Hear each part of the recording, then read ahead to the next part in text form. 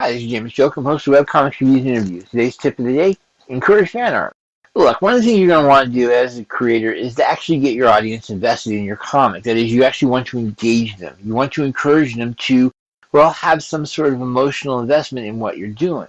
If you figure out a way to pull that off, you're going to find out that you're going to, well, have a lot more successful comic. You're going to be selling a lot more books, and you're going to be selling a lot more merch.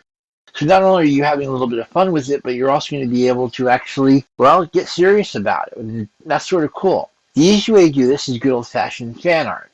And stop and think about this for a sec. When most people first get into comicking, what they do is they're, well, tracing, swiping, and copying other people's art. In order to figure out what your own style is, you have to figure out what everybody else can do and how they're pulling it off. Yeah, I know it sounds sort of cheating, but at the same time, it's just part of what everybody does, and it's not necessarily a bad thing.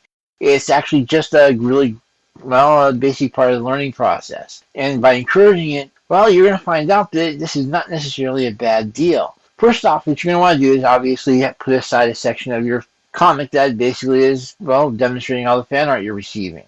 At the same time, you're also going to actually look at it.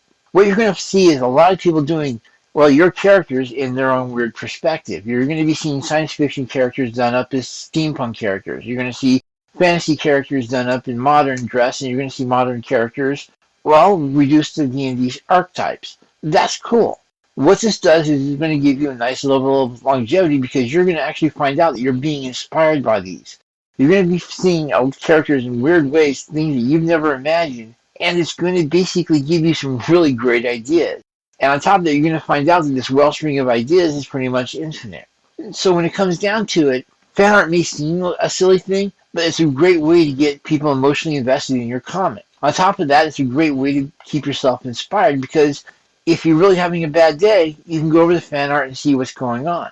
So overall, it's a definite win-win situation, and it's definitely something that you should encourage. So definitely encourage fan art if you want to have a successful comic. I hope this has helped you. If it has, please check me out at Webcomics Reviews and Interviews, available at any podcast distributor near you. Thank you, and have a great day.